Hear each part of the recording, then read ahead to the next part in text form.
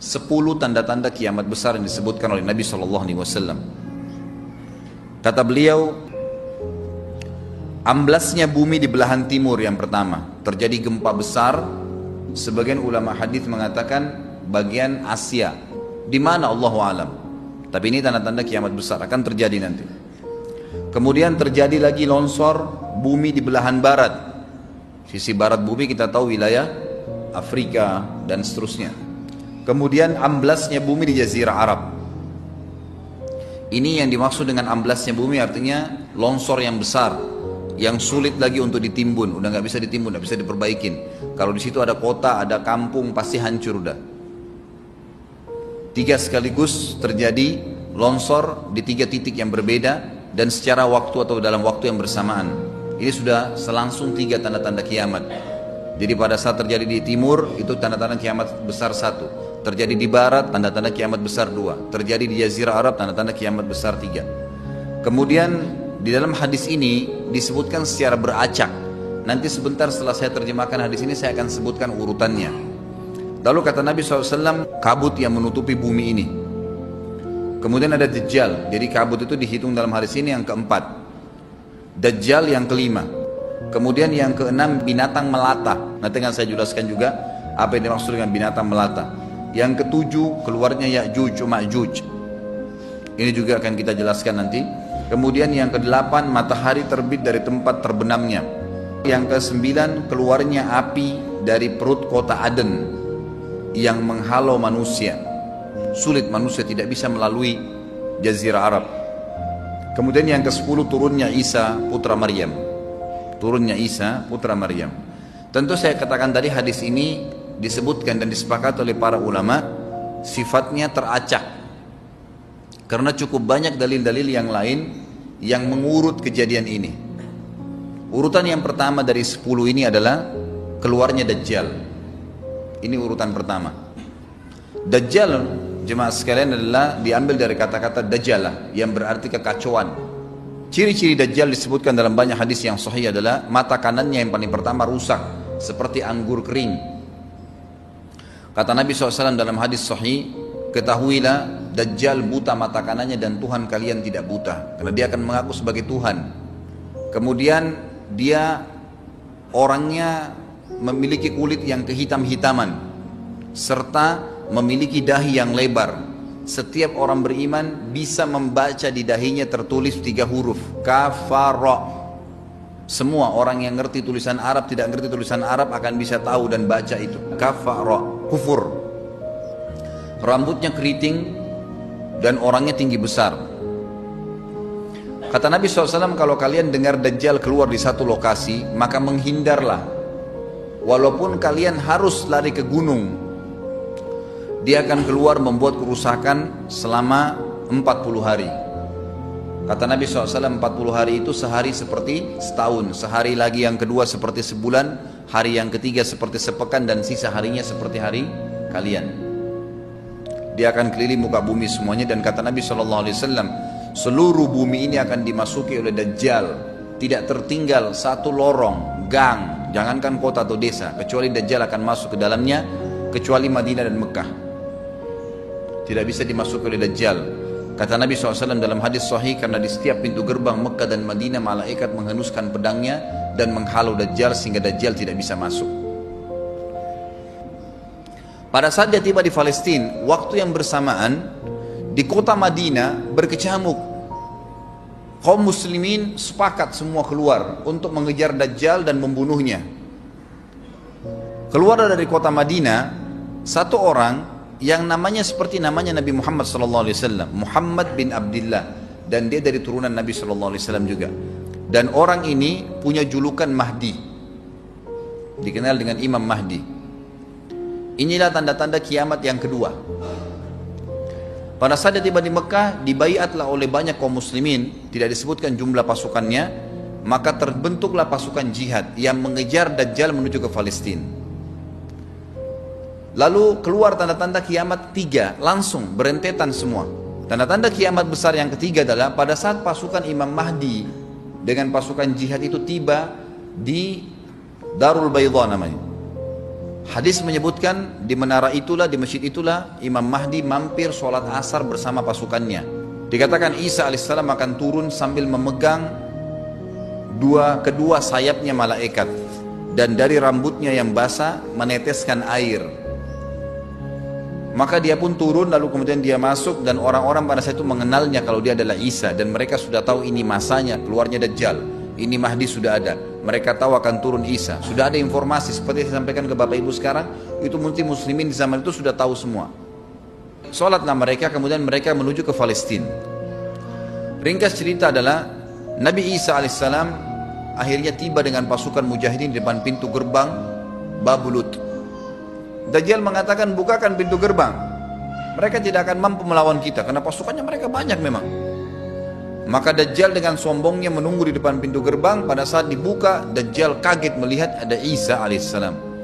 Dan pada saat itu kata Nabi SAW, Dajjal faham kalau sudah tiba ajalnya. Begitu melihat Isa alaihissalam, dia lari dan badannya sambil meleleh di depan para pengikutnya. Pada saat Dajjal mati, pengikutnya pada ketakutan semua. Mereka anggap Dajjal Tuhan, mereka anggap Dajjal orang yang perkasa lah, orang yang kebal lah, beragam macam kelebihan. Mereka kaget pada saat mati. Maka bertebaranlah mereka dan akhirnya mereka sembunyi di bawah pohon dan di atas batu. Kemudian batu dan pohon akan memberikan penjelasan, hai muslim ini Yahudi, bunuhlah. Maka dibunuhlah pada saat itu mereka. Lalu Nabi Isa alaihissalam memimpin di muka bumi. Dan kata Nabi SAW, pada saat itu Islam, agama Islam yang dibawa oleh Nabi SAW akan masuk ke semua rumah. Semua rumah di muka bumi, gak tersisa. Satu dunia ini semuanya Islam. Hadis sahih. Maka Nabi Isa alaihissalam memimpin pada saat itu, disebutkan dalam hadis 40 tahun dengan ketenangan menerapkan hukum Islam. Semuanya beriman kepada Allah subhanahu wa ta'ala dan menjadi muslim.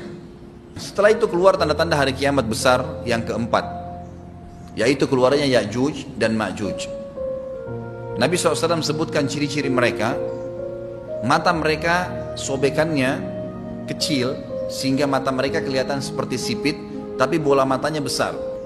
Mereka memiliki rambut yang keriting dan mereka memiliki poster yang umumnya seperti poster manusia. Ada hadis yang berbunyi mereka akan mendatangi sebuah sungai, kalau tidak salah namanya sungai Tibria, airnya banyak mengalir.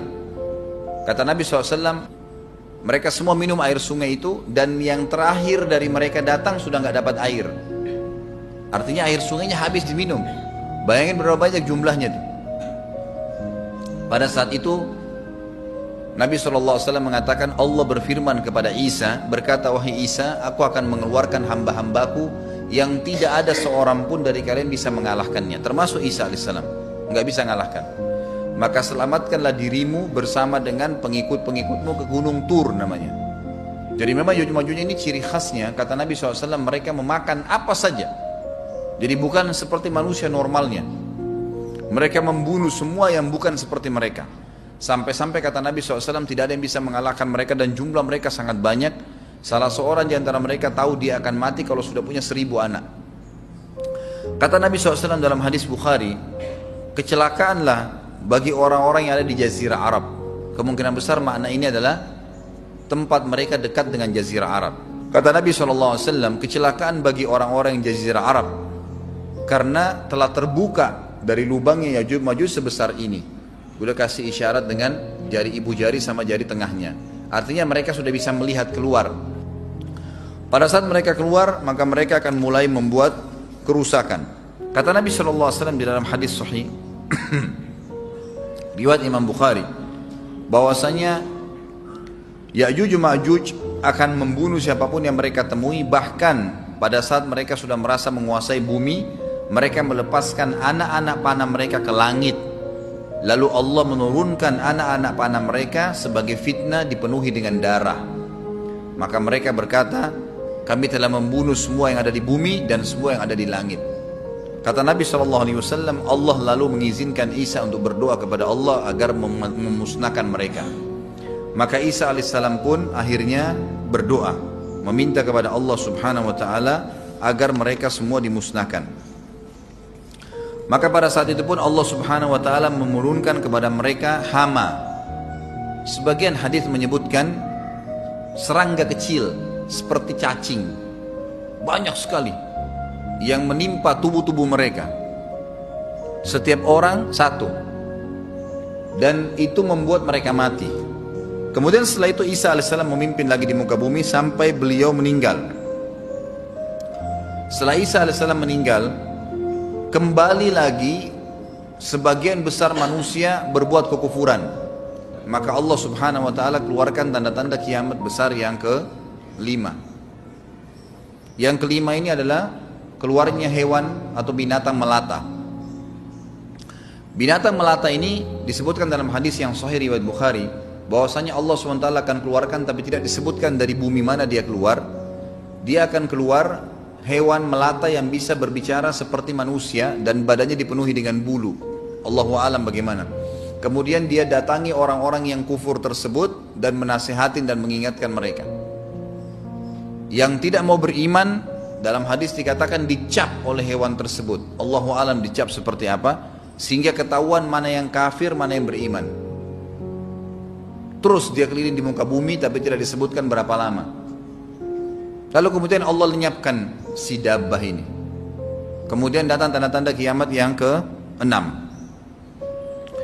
Tanda-tanda kiamat yang ke-6, 6, 7, 8. Itu berentetan semua. Longsor besar di timur, di barat, dan di jazirah Arab. Ini tanda-tanda kiamat terjadi serentak. Sudah 8. Kemudian terjadi yang ke-9, keluarnya api dari negeri atau dari kota Aden. Kota Aden ini di Yaman ya. Tentu hadis menjelaskan tentang masalah api yang keluar ini, artinya api bukan main-main, ini bukan kebakaran sebuah masjid atau sebuah bangunan 10 tingkat. Api ini bisa menghalau manusia untuk jalan karena panasnya. Sebagian riwayat menjelaskan api tersebut akan berdiri seperti gunung yang besar dan dari seluruh pelosok dunia bisa kelihatan. Kita bisa bayangkan bagaimana itu, yang akhirnya akan menggiring atau menghalangi orang-orang untuk jalan, susah. Sebagian ulama hadis mengatakan mereka nggak bisa jalan, tidak bisa ada penerbangan, tidak bisa ada orang jalan karena panasnya bumi ini dari api tersebut. Dan itu memang kemungkinan besar akan keluar satu waktu, Allahu a'lam kapan. Dan yang terakhir, tanda-tanda kiamat sebelum ditiup sangkakala adalah terbitnya matahari dari tempat terbenamnya. Dan ini sudah terakhir sekali. Makanya kata Nabi SAW, taubat akan diterima sebelum matahari terbit dari tempat terbenamnya. Artinya selama yang lain itu masih ada, masih bisa taubat. Kalau sudah itu, sudah sulit. Ini tanda-tanda kiamat. Sebagian ulama memasukkan tanda-tanda hari kiamat kecil, ada yang masukkan tanda-tanda kiamat besar. Ada dua hal. Yang pertama itu adalah keluarnya Dzu Suwakatain. Ada orang dari negeri Habasyah dikenal dengan Dzu Suwaka. Dzu Suwaka ini sak artinya betis. Diberikan julukan Dzu Suwaka karena betisnya sangat kecil. Orang ini, Bapak Ibu sekalian, kata Nabi SAW akan menghancurkan Ka'bah. Dan kata para ulama pada saat itu memang manusia sudah sunyi, nggak ada lagi yang datangin Ka'bah. Orang-orang sudah lalai gitu kan. Keluarlah orang ini. Makanya sebagian ulama masukkan dia tanda-tanda kiamat sebelum terbitnya matahari dari tempat terbenam. Ditambahkan ini yang ke-11 gitu. Atau ini yang ke-10, terbitnya nanti kiamat yang ke-11. Kata Nabi SAW, dia akan mencabut batu-batu Ka'bah satu persatu sampai rata dengan tanah. Dan saya sedang dilihatkan oleh Allah sekarang bagaimana pada saat dia mencabut batu itu. Hadis sahih riwayat Bukhari Muslim. Yang terakhir, yang kedua, yang berhubungan juga dengan tanda-tanda kiamat, ada yang memasukkan kiamat kecil, tapi ini lebih dekat dengan kiamat besar. Orang yang terakhir meninggal itu adalah orang dari asli suku Madinah yang sedang mengembala kambing. Kata Nabi SAW, orang yang terakhir meninggal dari kalian kalangan manusia, semua orang sudah mati, tinggal dia sendiri, tapi dia nggak tahu. Dia lagi mengembala kambing, kemudian dia masuk dengan gembalanya ke kota Madinah, ditemukan semuanya tidak ada kehidupan. Nggak ada orang, nggak ada binatang, nggak ada apa-apa, tinggal dia sendiri. Pada saat dia meletakkan telapak kakinya di kota Madinah, maka pada saat itu dia meninggal. Dan inilah manusia terakhir meninggal sebelum ditiup sangkakala terakhir. Allahu a'lam.